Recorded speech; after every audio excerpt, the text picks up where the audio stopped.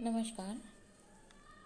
Bryophytes में gametophyte का विकास किस प्रकार से होता है, ये बताने जा रही हूँ मैं।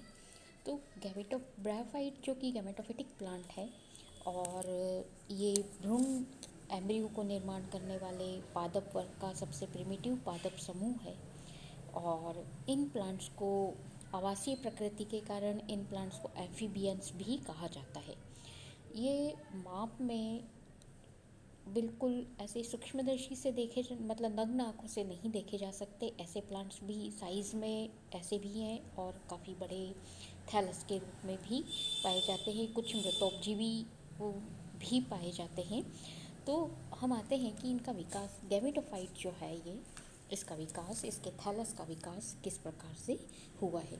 तो ब्रायोफाइट की उत्पत्ति जो है वो पैलेओज़ोइक एरा के डिवोनियन पीरियड में हुई मानी जाती है और ये सबसे प्रथम स्थलीय और सरलतम स्थलीय पादप के रूप में पहचाने गए हैं।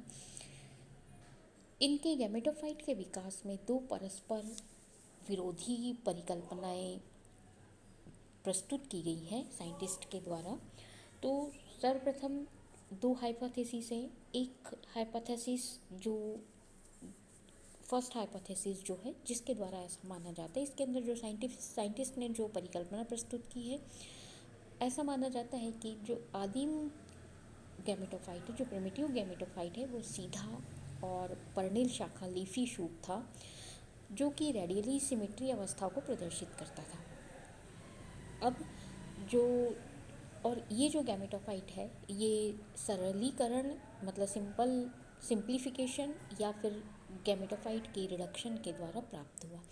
अब इस परिकल्पना की मूल विशेषता है ये कि सिंप्लीफिकेशन की प्रोसेस के द्वारा निरंतर गैमेटोफाइट का विकास हुआ है।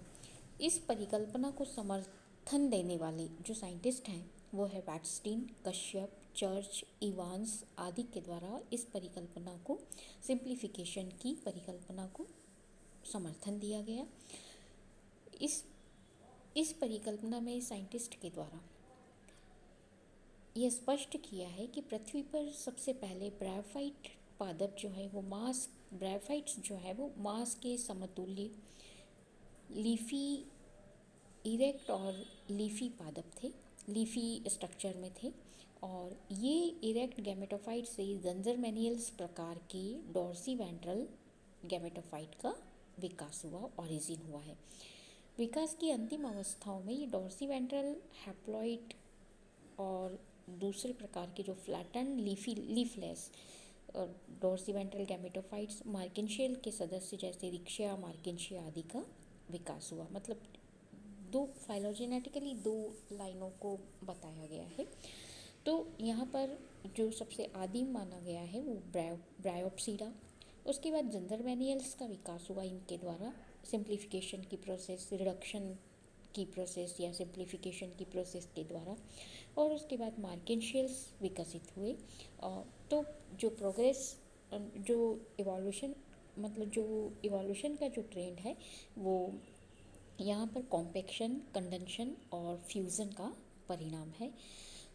इस सिद्धांत में जो कैलोब्रायल्स के सदस्य हैं, कैलोब्रायम, हैप्लोमेट्रियम और कुछ मास वंश के जैसे पॉलीट्राइकम, फॉन्टिनेलिस, ये लीफी और इरेक्ट रहने वाले गैमेटोफाइट, इनको प्रिमिटिव प्रकार के गैमेटोफाइट के रूप में प्रस्तुत किया गया।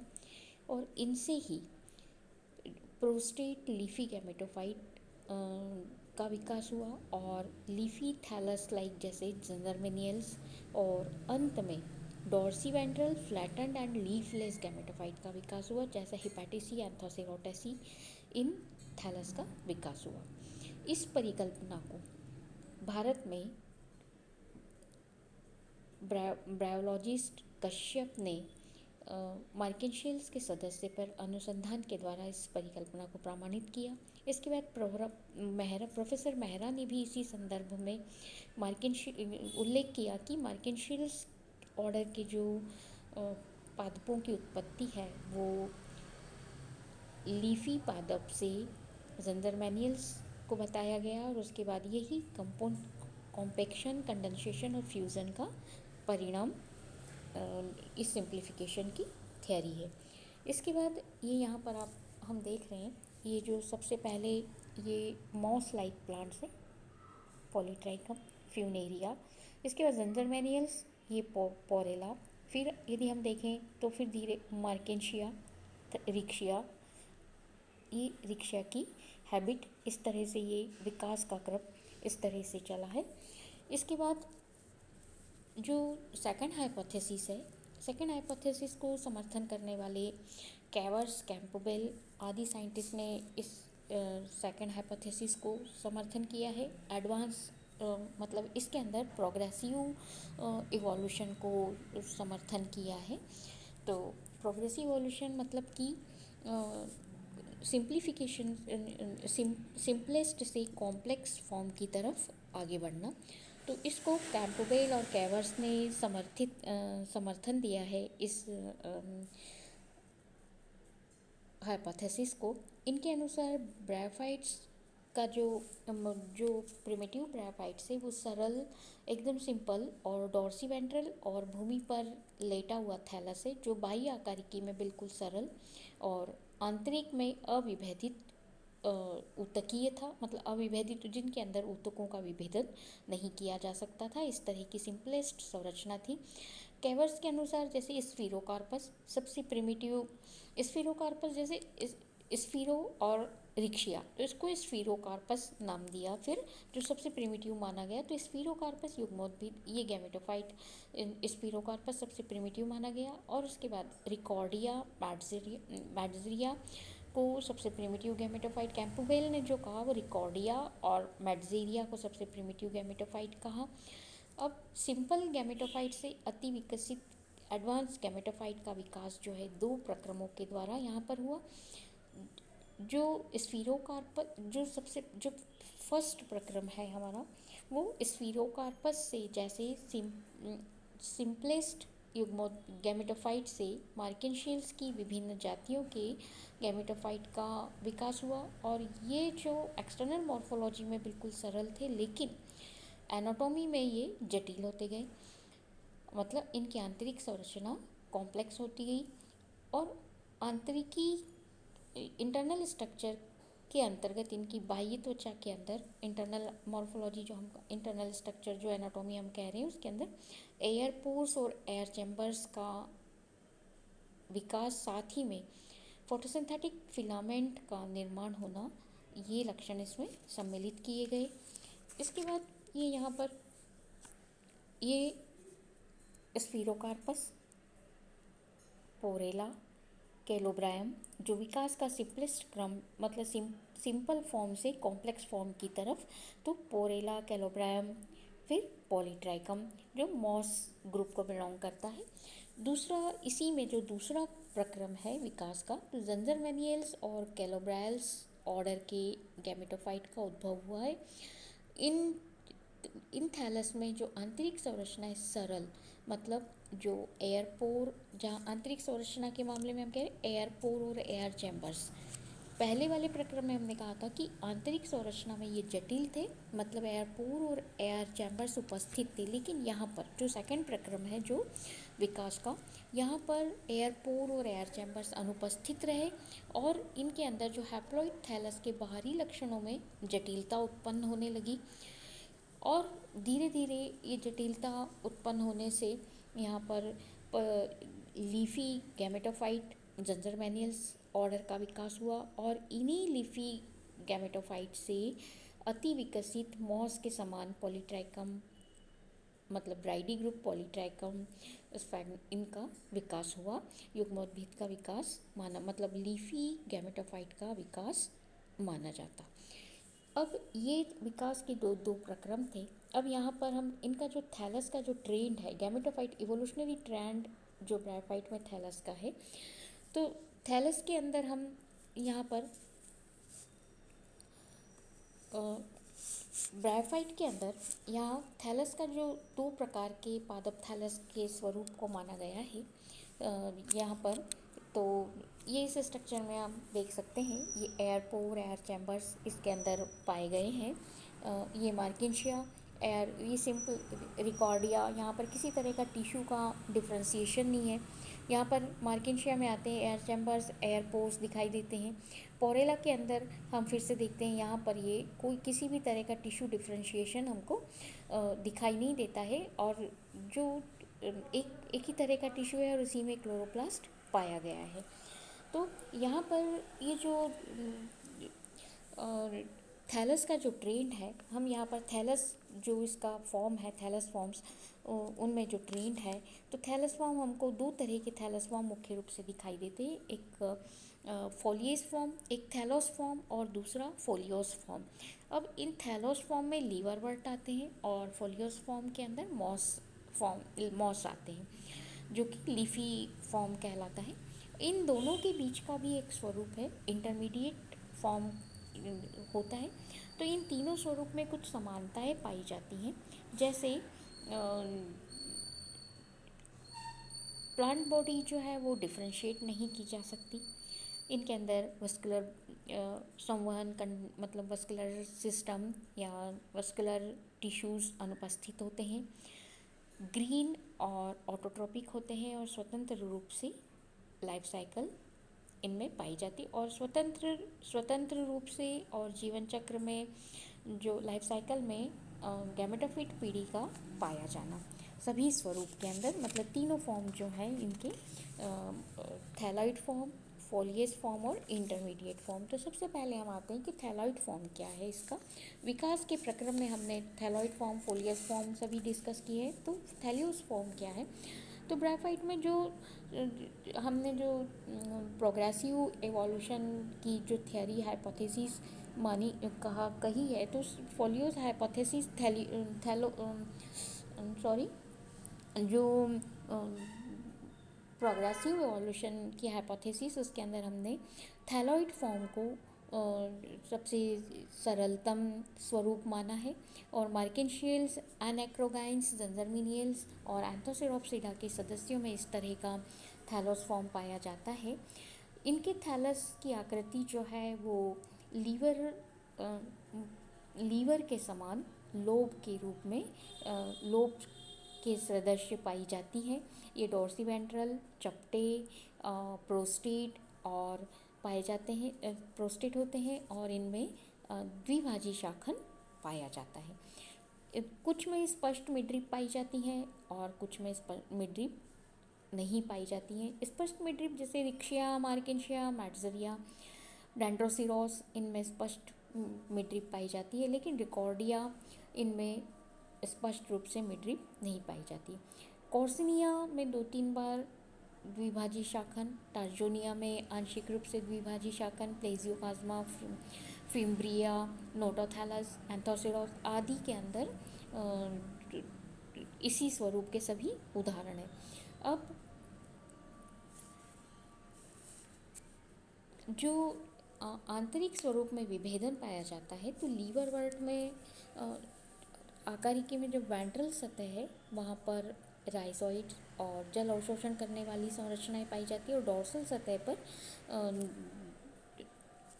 सतह पर रिप्रोडक्टिव ऑर्गन्स की उत्पत्ति होती है।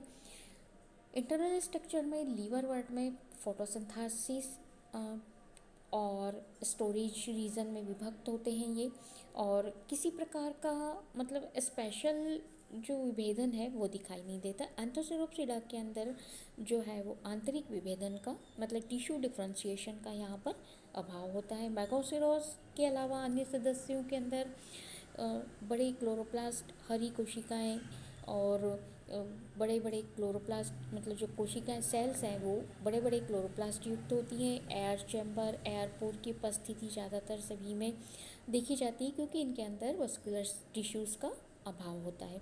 तो ब्रायोफाइटा की जो थैलाइड फॉर्म है उसको सबसे प्रिमिटिव, सेकेंड हाइपोथेसिस के अनुसार सबसे प्रिमिटिव माना जाता है। अब इंटरमीडिएट फॉर्म जो हम कह रहे हैं कि इंटरमीडिएट फॉर्म होते हैं, तो इंटरमीडिएट फॉर्म क्या होते हैं? यहाँ पर इंटरमीडिएट जैसे ट्रूबिया, नोटोक्लेडा, फॉसमप्रिया, इनके अंदर मैडजरी एक्रोगाइनिस जंजरमेनियल्स के जो मतलब ये जो ब्रायोफाइट हैं ये इनके सदस्य हैं। और ये जो थैलस है ये लीफी फॉर्म का मध्यवर्ती रूप मतलब इंटरमीडिएट रूप माना जाता है। इनके अंदर दो कतारों में समानता से सेगमेंट्स उपस्थित होते हैं, जैसे यहाँ पर आप डायग्राम में देख रहे हैं कि ये दो कतारों में दोनों तरफ ये सेगमेंट्स उपस्थित होते हैं, लीफ के समान सेगमेंट्स उपस्थित होते हैं। और इनके इस स्वरूप के कारण जंजरमेनियल्स के कुछ सदस्यों में तने के समान चपटापन और रिड्यूस्ड लीफ के कारण इन मतलब जो तने के समान चपटापन जो है वो लीफ के रिडक्शन के कारण होता है, जैसे जुप्सिस अर्जेंटीना आदि में। लीफी फॉर्म जो है वो इसके बाद आते हैं हम लीफी फॉर्म। तो लीफी फॉर्म जो है वो प्लांट बॉडी के एक्सिस पर एक्सिस पर हमको लीफ के समान संरचनाएं दिखाई देती है, लीफ के समान संरचनाएं पाई जाती हैं। और हमारे अध्ययन की सुविधा के लिए हम इसको दो भागों में बांट सकते हैं, हेपेटिसी और दूसरा जो है वो है ब्रॉयडी। तो जैसे हेपेटिसी ग्रुप के जो सदस्य हैं यहाँ पर हेपेटिसी में जैसे जियोथैलस, रिएला, स्पिरोकार्पस, ये पर्णिल स्वरूप में इनमें अक्ष के दोनों तरफ, जैसे यहाँ पर ये पोरेला में ये बीच में एक अक्ष वो पाया जाता है जिसकी तरफ हम एंटिकल लोब, पोस्टिकल लोब जो कि लीफ के समान डोर्सल लीफ के समान हमको दिखाई देते हैं, दो एकांतर क्रम में पाई जाती हैं। स्पिरोकार्पस में भी जो पर्णिल स्वरूप है वो इस तरह से हमको दिखाई देता है एकांतर क्रम में। इसके बाद हैप्लोमेट्रियम, कैलोब्रायम आदि के अंदर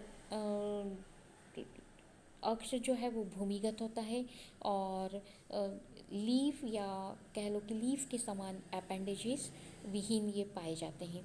और इसके बाद जो पोरेला, हर्बर्टा में जो अक्ष पाया जाता है वो उसके समपर्णीय तीनों कतारों में व्यवस्थित, मतलब जो पर्ण है वो तीनों कतारों में अक्ष के तीनों तरफ कतारों में व्यवस्थित होते हैं। मार्सपेला, प्लेजियोकाइला, इनके अंदर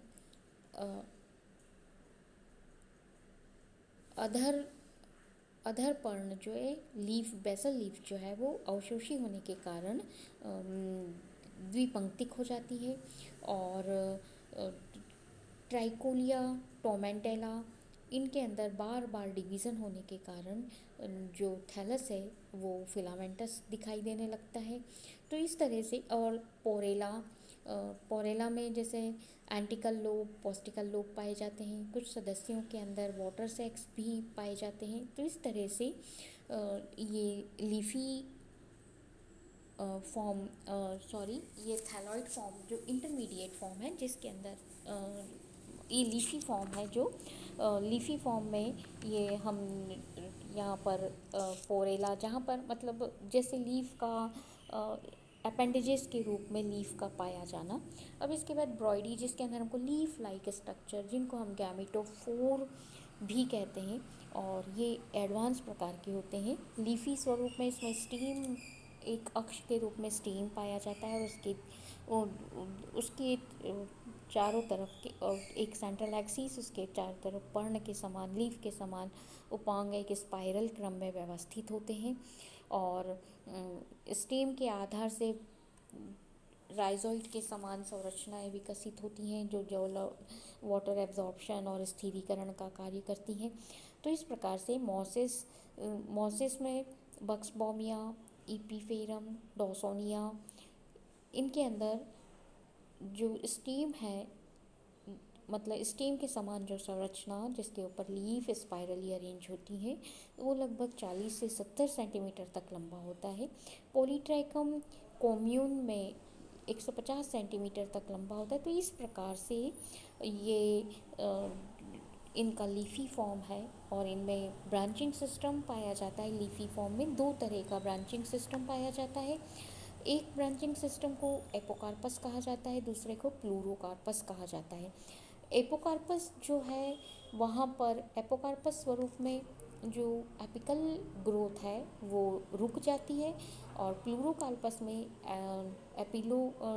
प्लूरोकार्पस में जो एपिकल ग्रोथ है वो कंटिन्यू चलती रहती है।